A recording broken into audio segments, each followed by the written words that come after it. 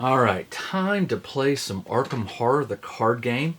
I am going to be starting off with The Gathering. This is episode 1 of the Night of the Zealot game. I have chosen Daisy Walker, who is the librarian, and Mark Harrigan, who is the soldier. They're going to be my two investigators that I am starting out with. The game starts pretty easy enough. They each have 5 resources starting out with. Daisy has 5 health and 9 sanity. Mark has the flip. He has 9 health and 5 sanity. I've got their cards. They begin in the study. I've already shuffled their deck, but just so you know, I'll shuffle it again for you just to show that I'm not stacking the deck.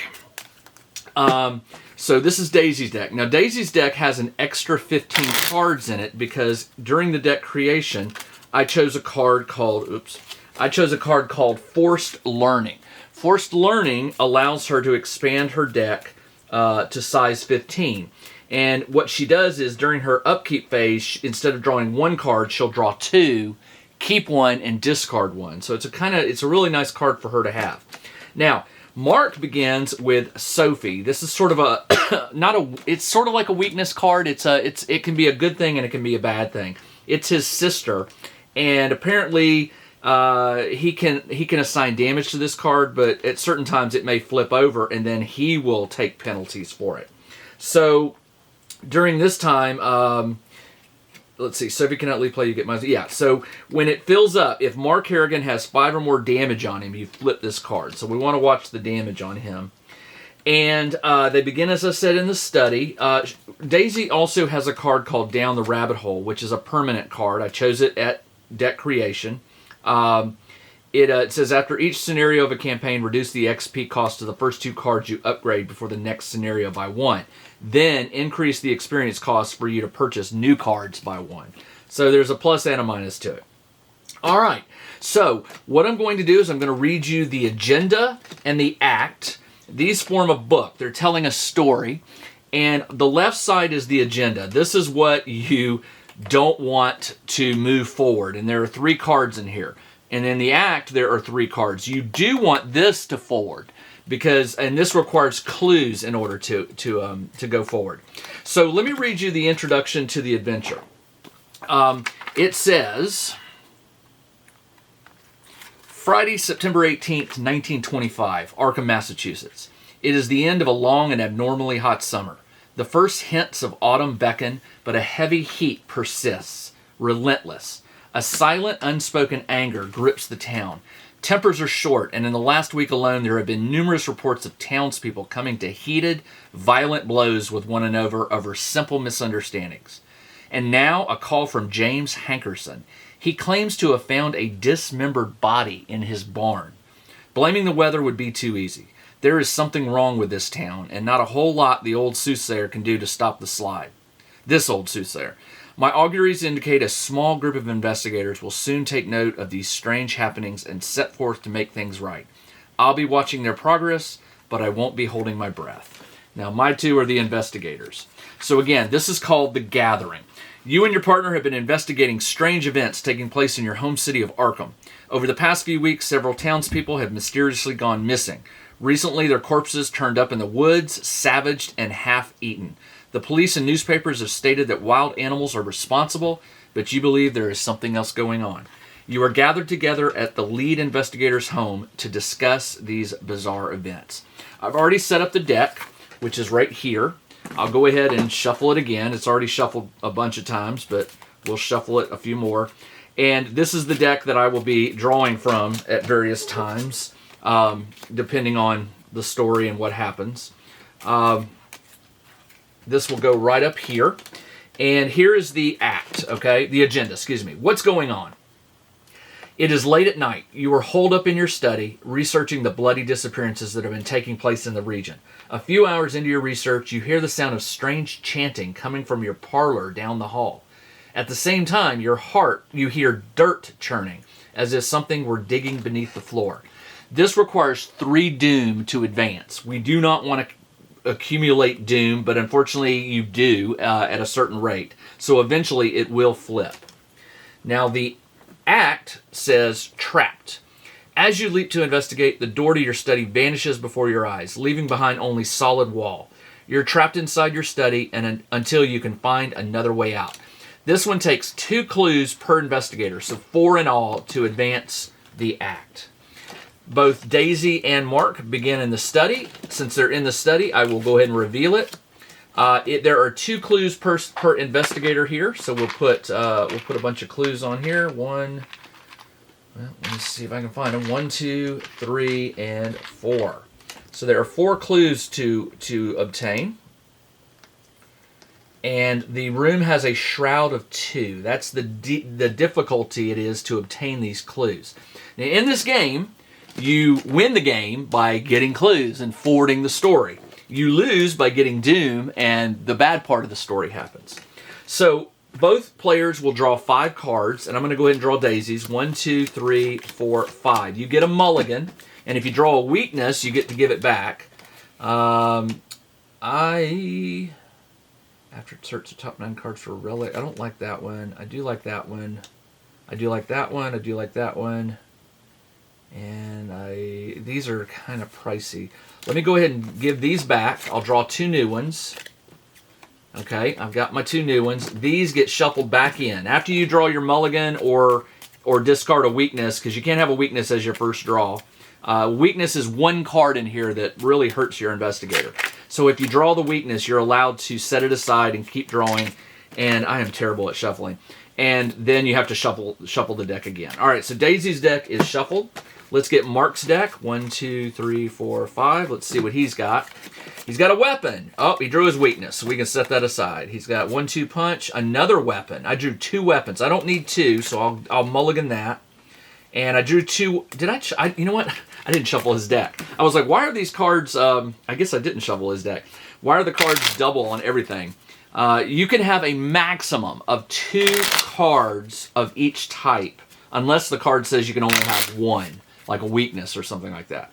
So he has 2, like 45s in there. I put that in there just to double his chances, hopefully, or increase his chances of drawing a gun when he draws his deck. All right, so let's try again. 1, 2, 3, 4, 5.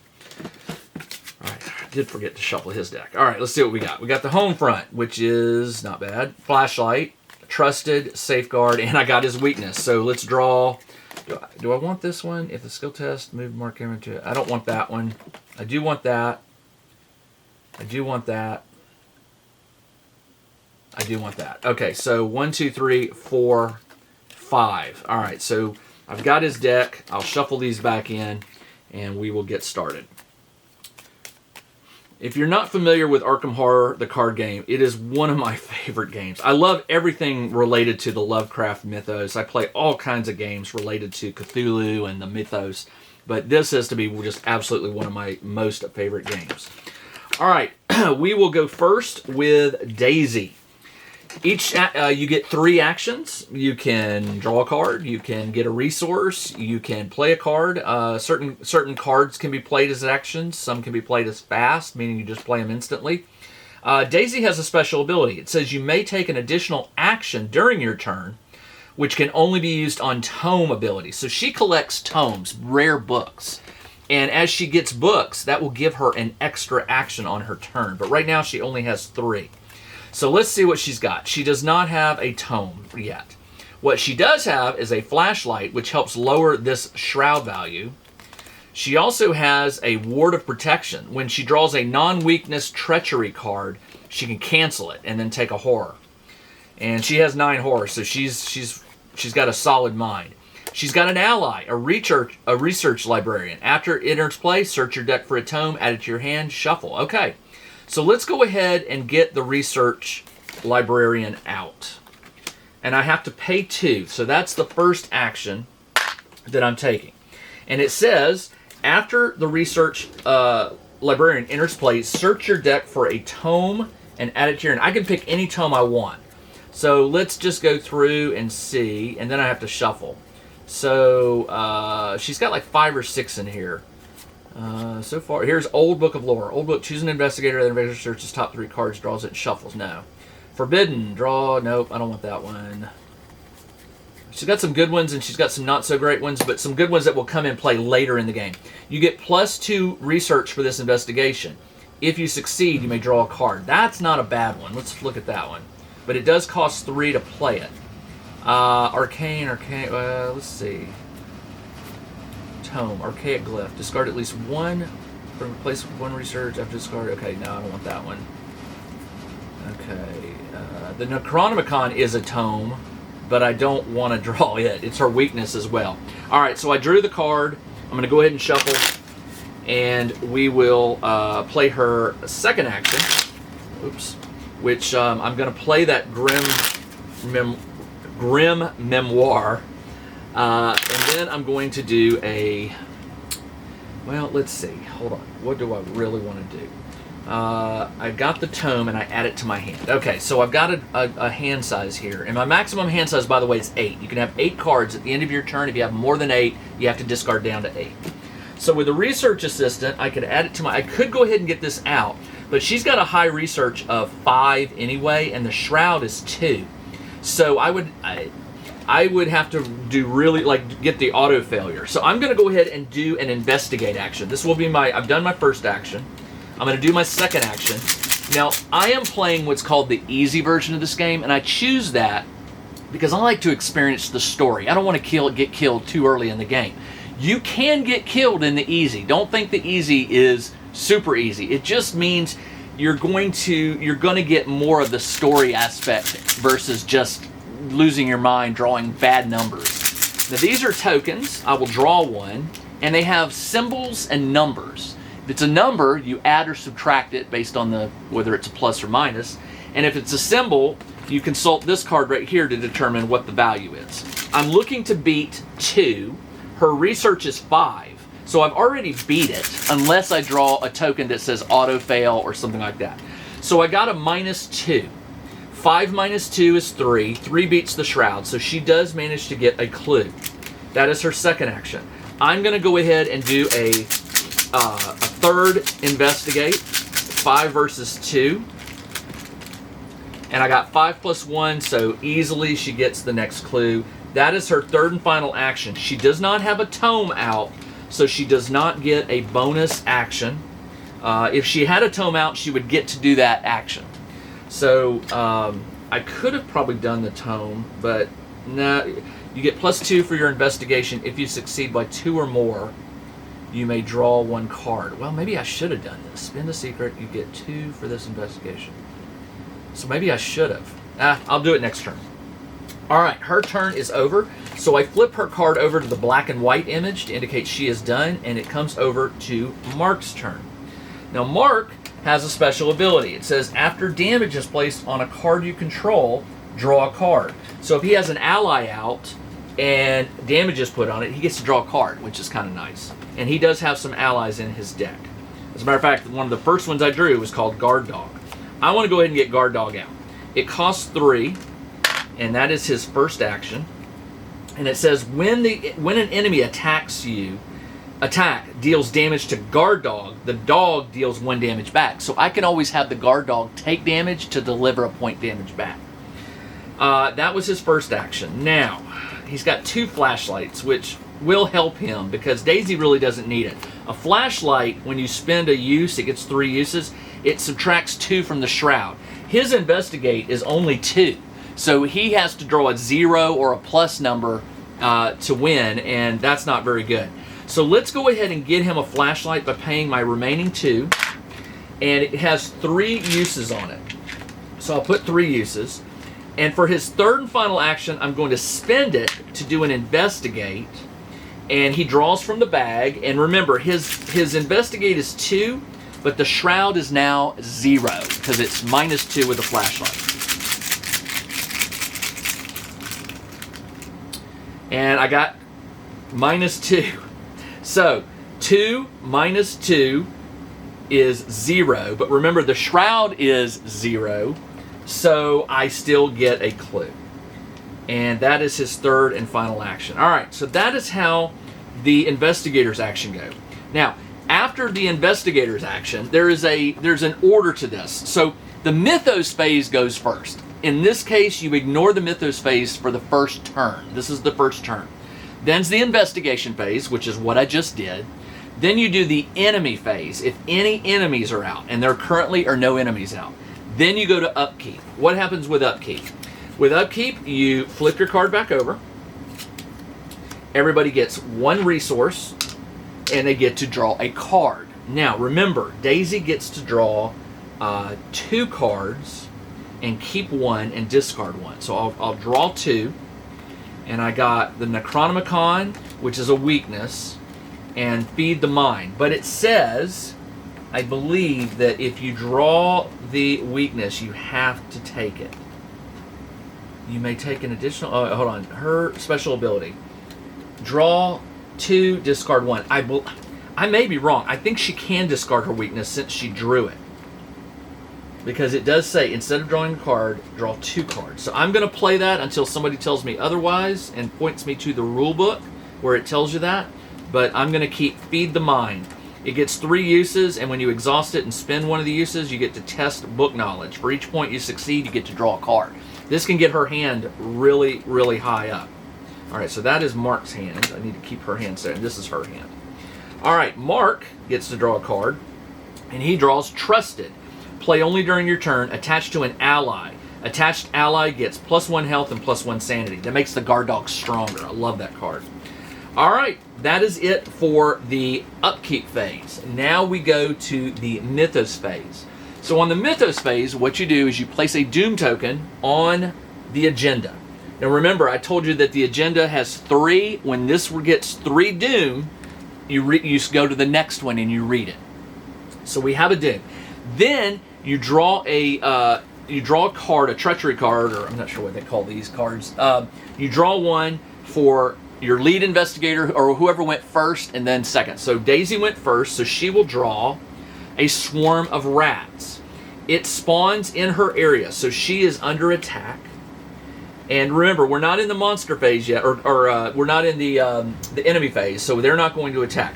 They have 1 fight, 1 health, and 3 agility, and if they attack me, they do 1 damage. So I really want to try and kill them quick.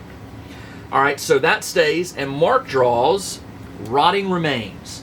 It's a revelation, which means you're going to do a test. It says, test will with a value of 3.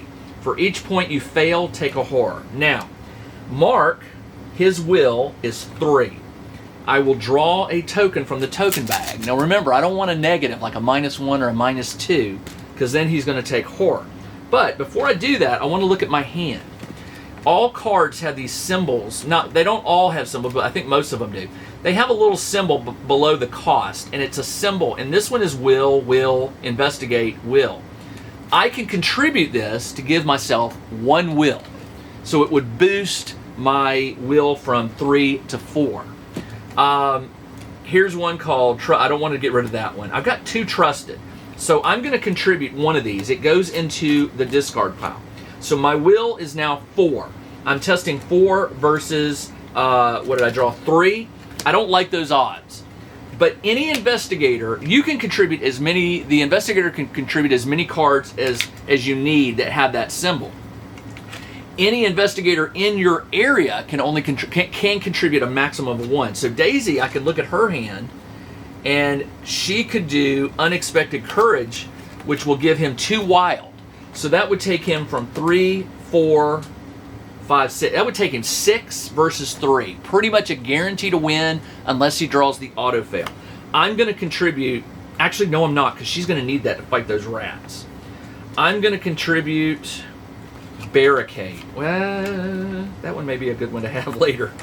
Let's see. I don't really have anything to contribute with her hand. So let's go back to Mark and let's see. I could get rid of Safeguard. After another investigator moves from your location to a connecting, exhaust it, move to that. That gives him a free move. That's such a good card to have. And I don't want to get rid of Trusted because that will boost my guard dog. You know what? I'm willing to take the risk here. It's 4 versus 3. So let's draw it and see what happens. At worst, I'm going to lose some sanity. And yeah, let's do it. 4 versus 3. Ooh, I drew a skull. The skull is -X, where X is the number of ghouls at your location. There are no ghouls. So I did beat it. All right, so this card goes into the discard pile, and that is the end of the Mythos round. It is now time for the Investigator phase, and we'll go to Daisy Walker. Now, I can change any time. I could say Mark's going to go first this time, and I might want to because the swarm of rats, he could kill it, hopefully. So what he can do is, as an action, he can do what's called a he can engage the enemy. He can let me tell you what the exact action is. So it's called I think it's called engage. Engage an enemy at their location. What that basically does is it moves the enemy over from Daisy to him. So I'm going to have him go first. He's going to engage. I should have pushed all these up to reset. These are how I track the 3 actions I get. All right, so he spent an action to engage the rats. They are with him now. Now I'm going to look at his hand. I have no weapon. So it's fists. His fists, however, are 5 versus the swarm of rats, which is 1. I believe I'm going to beat the rats. You still draw a token and apply the value. And they only have 1 health, so if I hit them, it's all good. The skull is minus the number of ghouls, which is 0, so he does defeat the swarm of rats. Now, in some cards, it'll say down here, victory, and it'll have a numeral, like 1 or 2. That's going to be a victory point. You'll set that card aside, not in the discard pile. This one does not have it, so it goes in the discard pile. But victory points can be pulled together at the end of the scenario, and you can exchange them for XP points, which will allow you to upgrade your cards. Right now, all my cards are level 0. They're level 0 cards. All right, so Mark spent the second action fighting, which means he gets 1 more action. Now, he could do an investigate. He could. But remember, I'm stuck in the study. I can't get out. I'm trapped. So these dots down here indicate locations that I can travel to, and they are currently empty. There's nothing here. So if I get those last investigate, I could give a chance for Daisy to move and investigate. So let's go ahead and try. Mark's investigate is 2. Now remember, he'd have to spend the flashlight again. So I'm going to spend a flashlight, spend a supply. Your location gets minus 2. So it's 0, and my investigate is 2. So let's see what I get here. Ooh, the hood. I don't know what that is. The hood is minus 1. If you fail the test, take a horror. Well, I didn't fail it, so I don't have to take a horror. So he gets the last clue.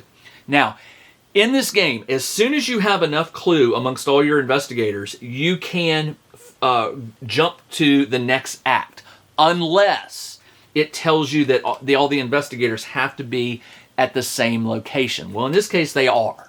But usually you can just spend the resources, in this case the clues. I will spend 4 clues, and it tells me if I spend 2 per investigator, I can read the back of the card. All right, so flip it over. You notice that the edges of your newly purchased rug are tattered and mud-stained. Finding this odd, you shift the furniture aside and pull back the rug. To your surprise, you see the door leading out of your study. Remember, the door disappeared. You slowly turn the knob and the door swings open, revealing your hallway below. You jump through the doorway, landing on your feet on soft dirt. The doors to the study slam shut above you. The smell of burning wood fills the narrow hall, intermingled with the scent of rot and decay. Put into play the set-aside hallway, cellar, attic, and parlor. All right, so I have additional locations here. It says there are 4 of them. So it says set aside hallway, cellar, put into play hallway, cellar, attic, and parlor. So we are now in the hallway. Remember, the study is locked. I can't go back in the study now. Discard any enemies in the study. Well, shoot, if I'd have known that, I could have not fought the rats. I could have just revealed the clue. But you know what? The rats would have attacked me because if you're engaged with an enemy, you can only evade or fight. So I had to do one or the other. All right, so discard enemy. Place each investigator in the hallway. So we are now in the hallway, which means I can reveal the hallway. It has 0 clues on it, and it has a 1 shroud. Place each remove the study from the game. All right, so the study's gone. And then I can place these 3 locations. They are unexplored, so we haven't flipped them over yet. They have a key symbol in the top, which indicates they are face down. Only the hallway has been revealed. The hallway says, the walls of your house are splattered with mud and your hardwood floor is gone, replaced with a dirt path. All right, so Mark did his 3rd and final investigate, which got us to the hallway. So he is done. So Daisy, seeing that there is only 1 shroud but no clues, staying in the hallway really doesn't do much. She needs to move. And remember, moving is an action. So she can go to the attic. Now this down here, these 3 colored dots match these 3 colored dots. And these indicate that I can move to these locations from here. So because all 3 are there, I can move to the attic, the cellar, or the parlor. Now if I look at the parlor card, it says, the entrance to the parlor is blocked by a dark, glowing, unfathomable barrier. You cannot move into the parlor. So this is locked. I cannot move there. So attic and cellar are my only choices. So let's, now I've played this before, so I know which one to go to, but I want to pretend as if I don't. So what I'm going to do is I'm going to roll a die. I'm going to say that this one is 3 and below, this one is 4 and above, and we'll roll a die and see which one does Daisy take. 2. We will go to the attic.